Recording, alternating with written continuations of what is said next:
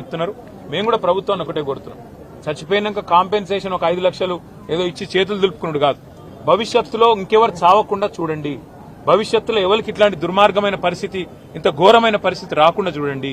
దయచేసి మీరు చేస్తున్నారు కొన్ని పనులు, ఇంకా మంచి పనులు చేయండి. అందాల పోటీలని వాటి మీద పెట్టిన శ్రద్ధ దీని మీద కూడా పెట్టండి, వాటి మీద పెట్టే ఖర్చు ఇక్కడ కూడా పెట్టండి. ఇక్కడనే కాదు, ఒక ఓల్డ్ సిటీ అనే కాదు, హైదరాబాద్ అనే కాదు, రాష్ట్రంలో ఏ మారుమూల పల్లె గాని పట్టణంలో గాని యాక్సిడెంట్ అయ్యింది అంటే వెంటనే ప్రాణాలు కాపాడుతందుకు కావాల్సిన సరుకు సరంజామా, మనుషులు, ట్రైనింగ్ ఇవన్నీ ఉండాలి. అవన్నీ ఉండకపోతే ఉత్తగానే వచ్చినాం పోయినామంటే కరెక్ట్ కాదు. ముఖ్యమంత్రి గారు కూడా వచ్చేది ఉండే, కనీసం వచ్చి చూస్తే, ఎందుకంటే ఆయననే హోంమంత్రి, ఇంకొకరు ఎవరు లేరు. మరి ఆయన కిందికే ఫైర్ డిపార్ట్మెంట్ వస్తుంది, ఆయన కిందికే హోంశాఖ వస్తుంది. ఆయన వస్తే అధికారులు కూడా అప్రమత్తంగా ఉంటారు, అధికారులు కూడా చేస్తారు. వాళ్ళు తనలాడేది వాళ్ళు తనలాడుతున్నారు, పోలీసు వాళ్ళు, మున్సిపల్ అధికారులు వాళ్ళు పాపం చేసే కాడికి చేస్తున్నారు. కానీ పైనున్నోళ్ళు పైసలు ఇవ్వాలి.